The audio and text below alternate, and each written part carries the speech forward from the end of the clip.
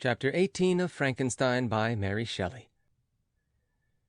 Day after day, week after week, passed away on my return to Geneva, and I could not collect the courage to recommence my work. I feared the vengeance of the disappointed fiend, yet I was unable to overcome my repugnance to the task which was enjoined to me. I found that I could not compose a female without again devoting several months to profound study and laborious disquisition. I had heard of some discoveries having been made by an English philosopher, the knowledge of which was material to my success, and I sometimes thought of obtaining my father's consent to visit England for this purpose. But I clung to every pretense of delay, and shrunk from taking the first step in an undertaking whose immediate necessity began to appear less absolute to me. A change indeed had taken place in me. My health, which had hitherto declined, was now much restored, and my spirits, when unchecked by the memory of my unhappy promise, rose proportionably. My father saw this change with pleasure, and he turned his thoughts toward the best method of eradicating the remains of my melancholy, which every now and then would return by fits, and with a devouring blackness overcast the approaching sunshine. At these moments I took refuge in the most perfect solitude. I passed whole days on the lake alone in a little boat, watching the clouds and listening to the rippling of the waves, silent and listless. But the fresh air and bright sun seldom failed to restore me to some degree of composure, and on my return I met the salutations of my friends with a readier smile and a more cheerful heart. It was after my return from one of these rambles that my father, calling me aside, thus addressed me. "I am happy to remark, my dear son, that you have resumed your former pleasures, and seem to be returning to yourself. And yet you are still unhappy, and still avoid our society. For some time I was lost in conjecture as to the cause of this. But yesterday an idea struck me, and if it is well founded, I conjure you to avow it. Reserve on such a point would be not only useless, but draw down terrible misery on us all." I trembled violently at this exordium, and my father continued. "I confess, my son, that I have always looked forward to your marriage with our dear Elizabeth as the tie of our domestic comfort and the stay of my declining years. You were attached to each other from your earliest infancy. You studied together and appeared in dispositions and tastes entirely suited to one another. But so blind is the experience of man that what I conceive to be the best assistance to my plan may have entirely destroyed it. You perhaps regard her as your sister, without any wish that she might become your wife. Nay, you may have met with another whom you may love, and, considering yourself as bound in honor to Elizabeth, this struggle may occasion the poignant misery which you appear to feel." "My dear father, reassure yourself. I love my cousin tenderly and sincerely. I never saw any woman who excited, as Elizabeth does, my warmest admiration and affection. My future hopes and prospects are entirely bound up in the expectation of our union." "The expression of your sentiments of this subject, my dear Victor, gives me more pleasure than I have for some time experienced. If you feel thus, we shall assuredly be happy, however present events may cast a gloom over us. But it is this gloom which appears to have taken so strong a hold of your mind that I wish to dissipate. Tell me, therefore, whether you object to an immediate solemnization of the marriage. We have been unfortunate, and recent events have drawn us from that everyday tranquillity befitting my years and infirmities. You are younger, yet I do not suppose, possessed as you are of a competent fortune, that an early marriage would at all interfere with any future plans of honor and utility that you may have formed. Do not suppose, however, that I wish to dictate happiness to you, or that a delay on your part would cause me any serious uneasiness. Interpret my words with candor, and answer me, I conjure you, with confidence and sincerity." I listened to my father in silence, and remained for some time incapable of offering any reply. I revolved rapidly in my mind a multitude of thoughts, and endeavored to arrive at some conclusion. Alas! To me, the idea of an immediate union with my Elizabeth was one of horror and dismay. I was bound by a solemn promise, which I had not yet fulfilled, and dared not break, or if I did, what manifold miseries might not impend over me and my devoted family?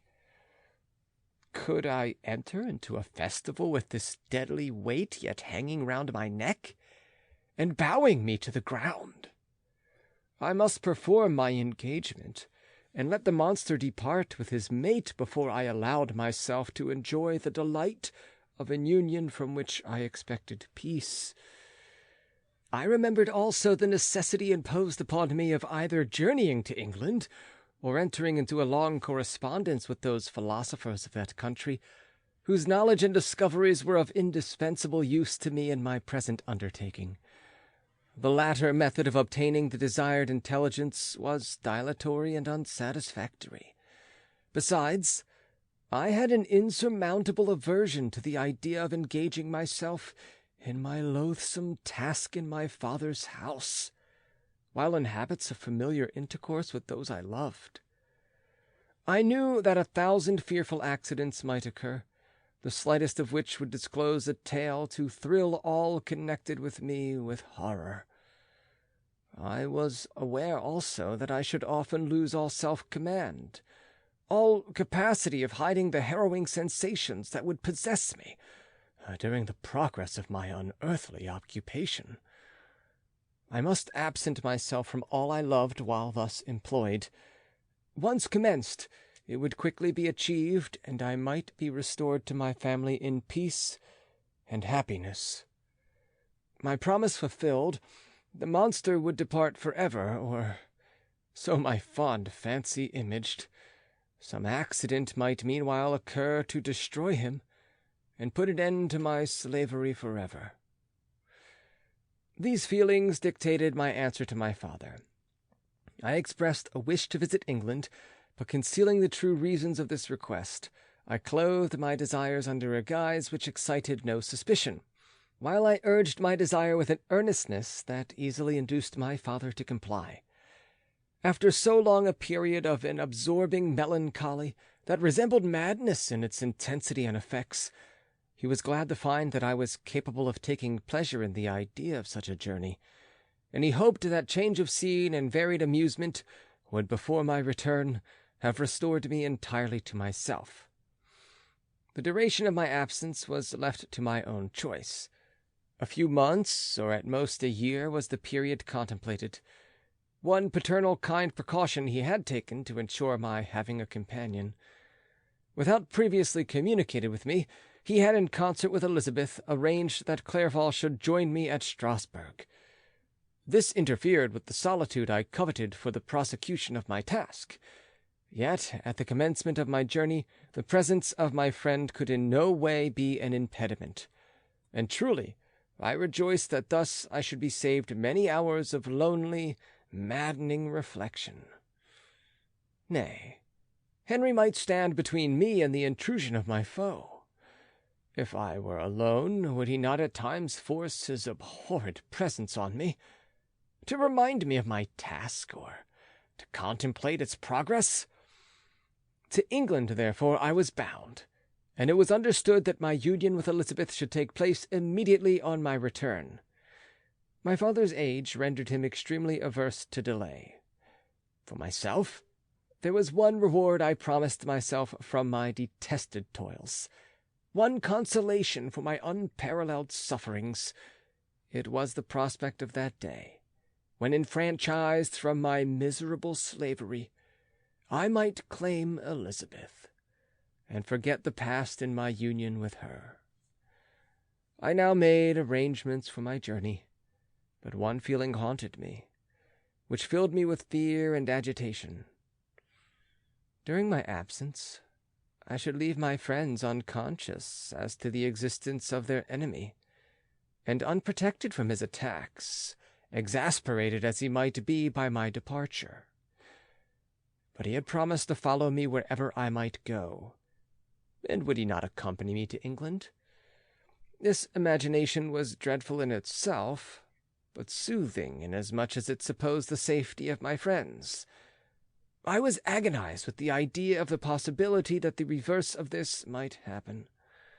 But through the whole period during which I was the slave of my creature, I allowed myself to be governed by the impulses of the moment, and my present sensations strongly intimated that the fiend would follow me, and exempt my family from the danger of his machinations. It was in the latter end of September that I again quitted my native country. My journey had been my own suggestion, and Elizabeth therefore acquiesced, but she was filled with disquiet at the idea of my suffering away from her the inroads of misery and grief. It had been her care which provided me a companion in Clairvaux, and yet a man is blind to 1,000 minute circumstances which call forth a woman's sedulous attention. She longed to bid me hasten my return. 1,000 conflicting emotions rendered her mute, as she bade me a tearful, silent farewell.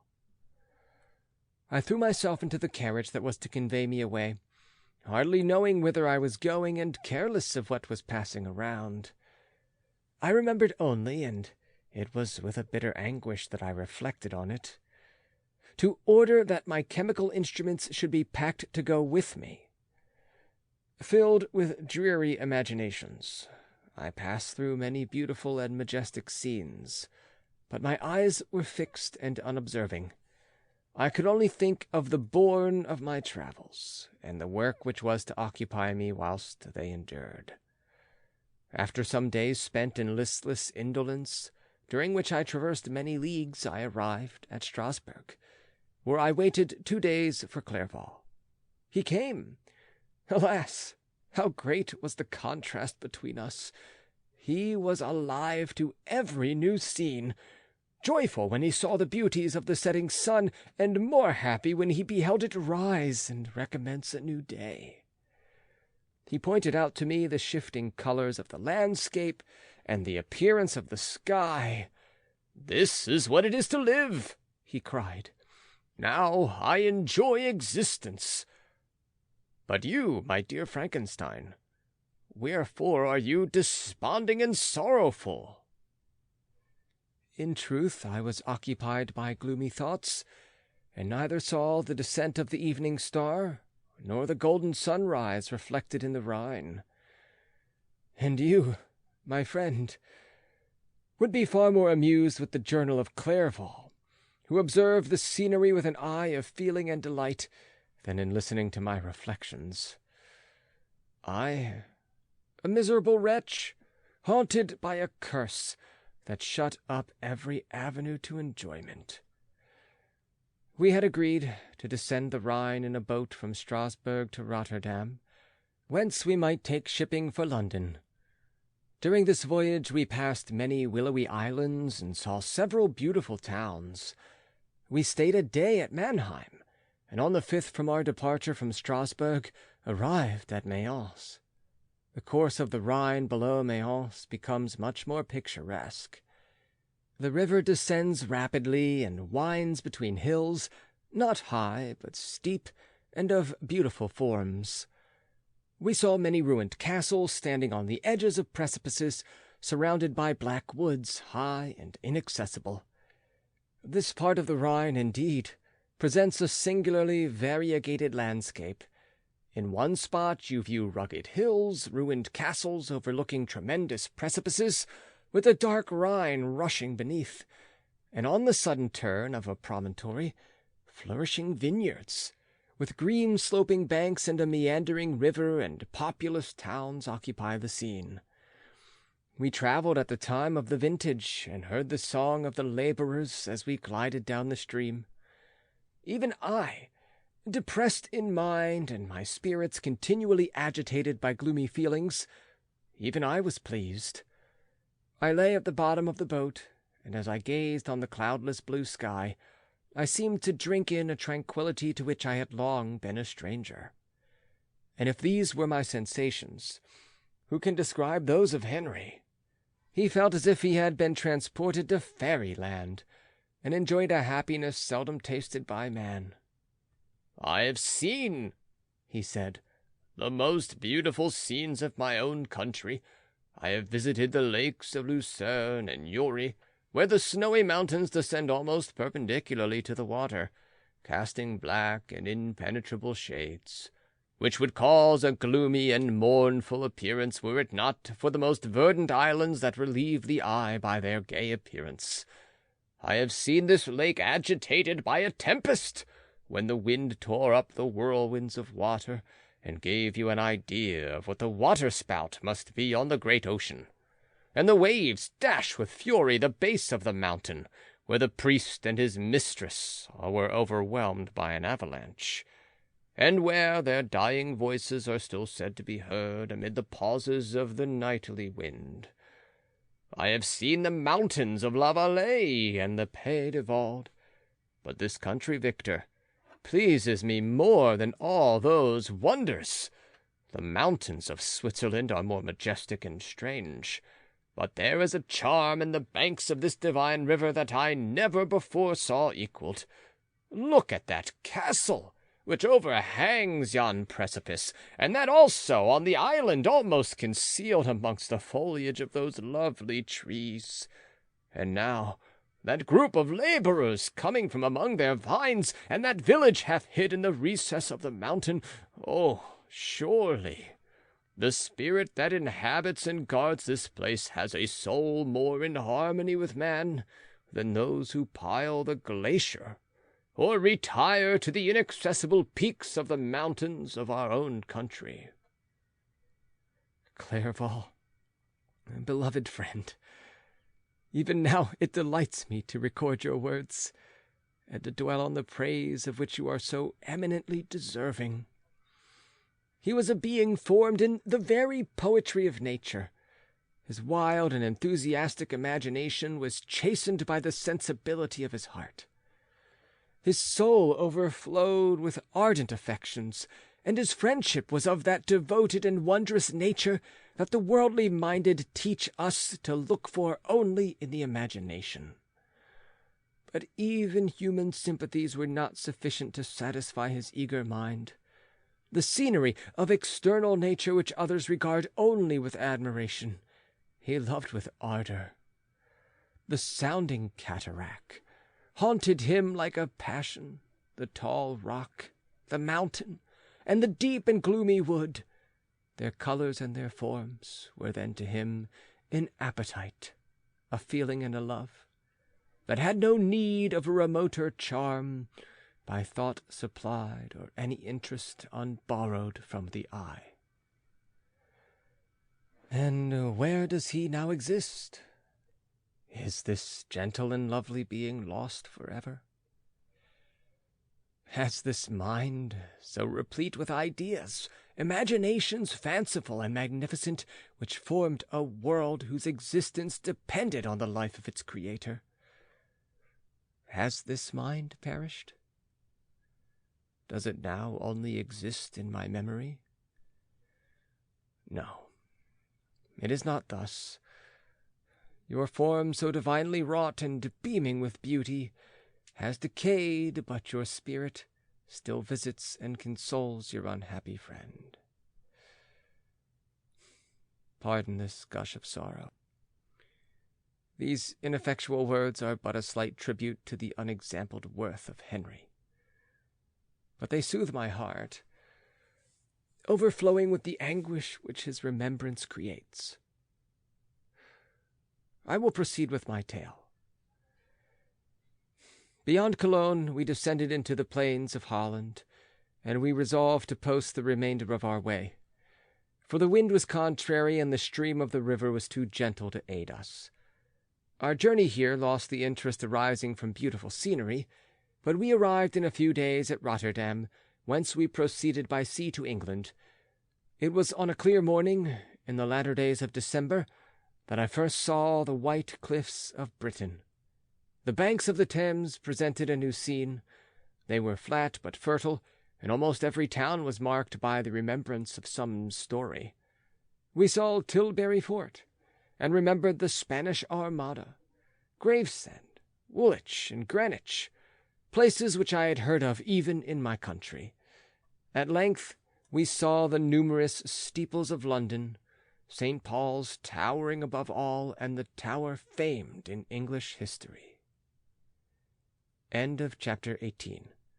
Recording by John Van Stan, Savannah, Georgia.